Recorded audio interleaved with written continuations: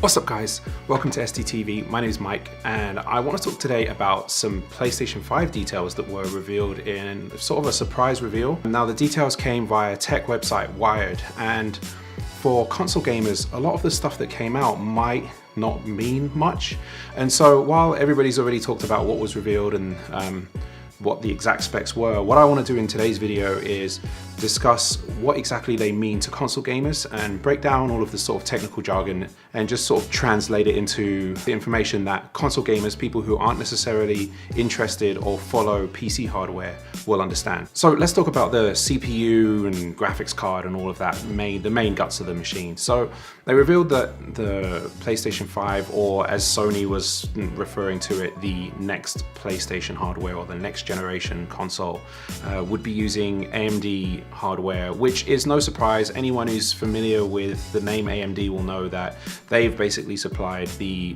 graphics processors and central processing units for consoles stretching back to, I think GameCube may have been the earliest one, maybe even Dreamcast, I'm not too sure, but certainly in the PlayStation 4 and Xbox One, both of those machines were powered by processors supplied by AMD. So it's not a big leap to see that the PlayStation 5 and probably the next generation Xbox would stick to the AMD line of processors. Now, importantly though, what they revealed was that the new PlayStation will be powered by the Ryzen generation of CPUs with 8 cores and a 7nm process. Now, what does that mean to console gamers that don't follow all this PC stuff?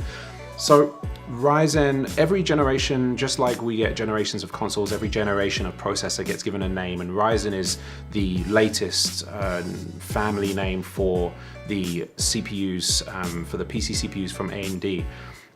Now, that's important because the current generation consoles, the PlayStation 4 and the Xbox One, are really held back by really super old CPU technology. Now, they weren't fast when they were released. In fact, their clock speeds on a single core, these CPUs come with multiple cores, and their clock speeds on a single core was actually slower than the old generation PlayStation 3 and Xbox 360 consoles. It's just that they had more cores and obviously newer techniques that allowed for more performance. But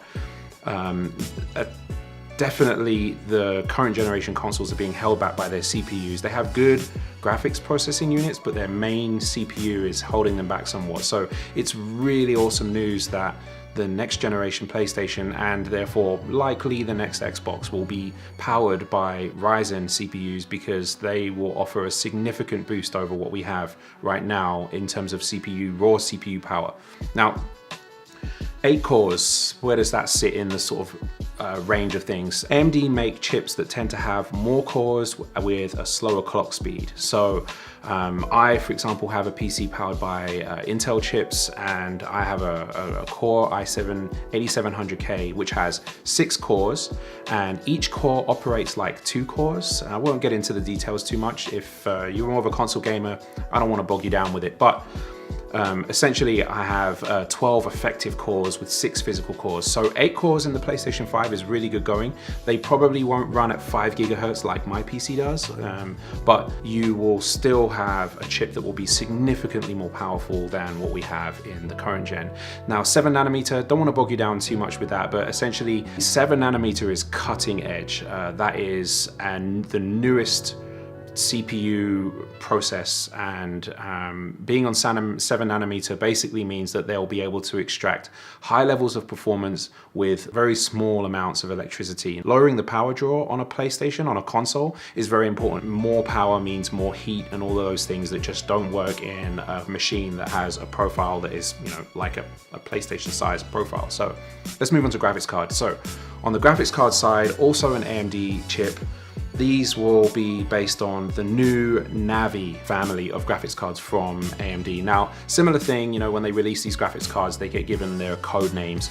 Navi is the upcoming generation of graphics cards from AMD, and to be honest, not much is really known about them, but it's good news for consoles because it means that, unlike last generation where we really were given sort of outgoing tech, this time it looks like we're going to be getting some technology that is really on the cutting edge of what's going on PCs, even though I don't expect the PlayStation 5 to be as powerful as, say, like a $2,000, $3,000 PC. At least it will have this a similar sort of, it will share architectural cores. Now, we don't really know much more about the graphics card, so really we can't say much, but what was revealed was that ray tracing will be supported, and that's quite important. So for those of you who only game on consoles, you may have never even heard of ray tracing, or if you have, maybe it's just this buzzword you heard flying around and you don't really know why it's significant. So ray tracing is a big deal. Ray tracing is a super advanced next generation rendering technique that isn't even close to being possible on current generation console hardware. Prior to very recent years, you will have only seen ray tracing in animated movies such as those from Pixar. And the reason for that is because ray tracing is so difficult to achieve that it was previously only possible on massive supercomputers that are huge and run very hot, and even then take days, if not weeks, to render 3D scenes with ray tracing being thrown around in them. NVIDIA, the graphics card maker on the PC side, made a fairly big breakthrough with ray tracing in, I believe, 2017, when they revealed a technical demo running in real time. And that was shown on a workstation that had multiple graphics cards in it, each costing thousands of dollars, and I think the total cost for the station was something like $20,000. Then in 2018, they made another breakthrough when they essentially revealed consumer class graphics cards such as the RTX 2080 that I have in my PC, and also its more expensive brother, the 2080 Ti, that can render real-time ray tracing on a single graphics card for $1,000 or less. In the case of the 2080, you can get one for around $800, $700 or $800. And there are cheaper cards that can do it, but it is such an intensive task that even those cards don't run particularly well unless you turn all of the other graphical features of the game down. Now, ray tracing being supported by the PlayStation 5 is a big deal because, again, that means they're going to have cutting-edge hardware in there, but there are a few things to be aware of when you hear about ray tracing in PlayStation. Now, first of all, the RTX line of graphics cards that NVIDIA released feature bespoke hardware specifically designed to do ray tracing calculations, and this is expensive, which is the reason why the new graphics cards cost $600, $700, $800. The 2080 Ti, sorry, is $1,200, which is incredible amounts of money for a single PC component. Bear in mind, an entire console with all of the components that make up a console need to probably cost $500 or less. So I think it will be a real challenge for Sony to squeeze very high-end ray tracing cores, dedicated ray tracing cores into this console. So I would expect perhaps a software version of ray tracing, which means that the ray tracing will essentially be being processed in software developed by the game developer. Mark Cerny, who the interview was with Wired, actually said that there were things that you can do with ray tracing other than pretty lighting effects or shadows, and that might link into something he said, another point in the interview, that the new PlayStation will support more advanced 3D sound. Now, more advanced 3D sound essentially means that you will get a better idea, I think, of where sounds are coming from. Of course, surround sound's already pretty good in games consoles, so I'd be interested to know how much of a real tangible difference this makes. But for ray tracing, what that could mean is they will use very advanced ray tracing techniques to figure out exactly what you should be hearing at any given time and from what direction, and apply that to the sound techniques. It could be cool, I'm not really sure, but it's something to think about. Now, another thing that PlayStation fans will be really happy to know is that Mark Cerny announced that the PlayStation 5 will be backwards compatible with the PS4 because of some architectural similarities that it shares with the machine. And this is a fairly big deal because Sony was pretty good about supporting older machines in the previous PlayStations. So, for example, the PS2 could play PS1 discs, no problem. PS3 played PS2 and PS1 discs, at least initially, and then they removed some of the PS2 stuff for later generations or later iterations of the PS3. But nevertheless, PS3's backwards compatibility was fairly competent. PS4, while there are some offerings on PlayStation Store and you can play some PS3 games through Sony's streaming service called PlayStation Now, generally speaking, it isn't a very backwards friendly machine. If you put a disc in there from any of the previous PlayStations, you get nothing. So news of PS5 being backwards compatible with PS4 games and discs is really good news, because that means that you won't have to sacrifice access to all of those games that you've built up over the last 5 years or 6 years when jumping over to the new machine. Mark Cerny also mentioned that the transition from the next machine, from PS4 to the PlayStation 5, will be a gentle one, so you can expect a lot of the PlayStation 4 games coming out towards the end of the generation to also come out on PlayStation 5, and any new games announced for PS5 may also get PS4 versions as well, albeit with sort of cut down graphics and lower resolutions or whatever it may be. This is good news for PSVR fans too, because it means that you'll be able to use the PlayStation VR headset. Wired asked Sony about the introduction of maybe a new headset to go with the more powerful PlayStation 5, and they weren't really willing to talk about it just yet. But I would expect better performance even from the existing PSVR with the new hardware, considering PlayStation 4 is barely good enough to do high-end VR anyway. I think it does a pretty good job, and Sony did quite a remarkable job of making VR work on a machine that is quite underpowered when it comes to what was required of PC gamers for VR.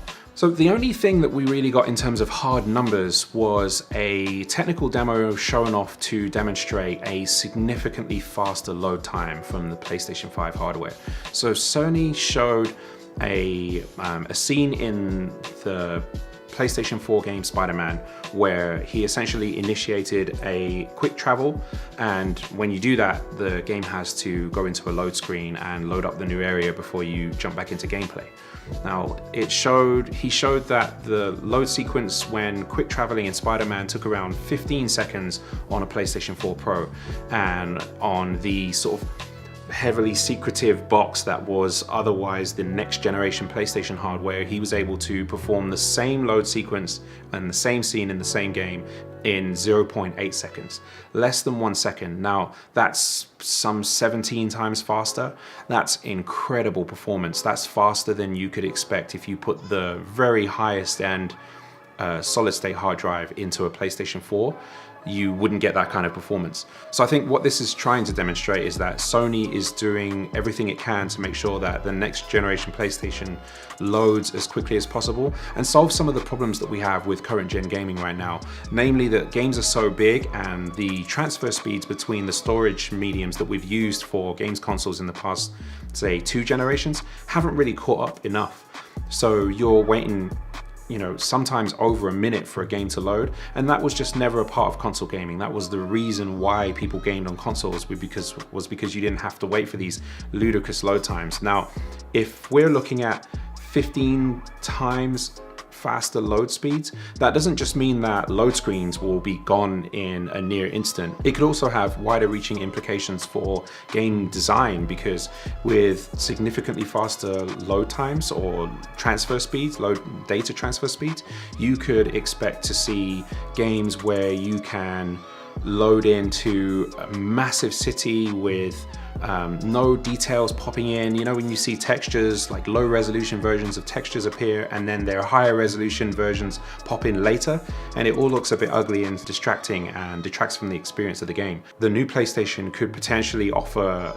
absolutely no texture pop in, no detail pop in, and much improved sort of environmental detail. So developers could make games with more densely packed environmental detail without having to worry about how long that information takes to come off of the hard drive. They confirmed that the next PlayStation will have a disk drive, and this is important because it means that we're not quite moving into a generation of digital only video games. And of course, that also hopefully will mean that you'll be able to put your PS4 discs in there if you have physical copies. If you have digital only copies, I would expect your PlayStation account would allow for the transfer of games from the PS4 to the PS5, but with a disk drive included in the new machine, that at the very least means that you'll be able to use, or should mean that you'll be able to use physical versions of the PS4 games that you already have, and hopefully you'll be able to buy pretty much every main AAA PlayStation 5 title physically if you still want to go that route. And finally, Sony mentioned that the PlayStation was going to be 8K compatible. I would take this with a kind of a pinch of salt, because 4K TVs, first of all, have only just sort of hit their stride, and they're now the mainstream TV. If you go to a store, you'll struggle to buy a TV, I think, a sensible TV that doesn't have 4K support in it. 8K is still years off, and even if 8K TVs were just around the corner, 4K rendering for video games is still incredibly difficult. I'd be surprised if PlayStation 5 supported native 4K rendering in all of its games. I wouldn't be surprised if that was still a challenge for the PlayStation 5. So I certainly wouldn't expect any games, anything other than retro remakes and 2D games to come anywhere near to supporting 8K. So when he says that it supports 8K, I think that means that the hardware is physically capable of outputting an 8K signal, but that doesn't necessarily mean, and I wouldn't expect, you know, the next Killzone to be a native 8K compatible game, because that is probably not going to be possible. Alright guys, so that pretty much wraps up the specs they announced. When do we expect the PlayStation 5 to come out? They haven't even really officially announced the machine yet. They didn't refer to it as the PlayStation 5 in this interview. And so the best speculation that we have right now is that it will be out sometime in the late, sort of the latter half of 2020. Historically speaking, Sony would release their consoles in the holiday season or in the run-up to the holiday season, so expect October, November in the year 2020, so next year. Anyway guys, thank you for tuning in. I really hope that this video helped you to understand a little bit more about what those technical details meant, especially if you're a console gamer and you know nothing about PC hardware. I hope that this video helped to just sort of make all of that technical jargon makes sense to you. Also guys, if you've watched any of my videos before, if you're a fan of the channel, I don't have many, there aren't many of you, so thank you first of all for being a very early fan of mine. But if you like this more technical style of video where we talk about sort of hardware and specifications and things, I'm sure we'll be doing more of that as the new consoles get announced. Please let me know in the comments. If you don't want to see anything more of that and you just want me to do videos of Super Nintendo, please let me know. And I really appreciate you guys stopping by. Help me grow the channel. Please like, please subscribe, and I'll see you in the next one. Thank you.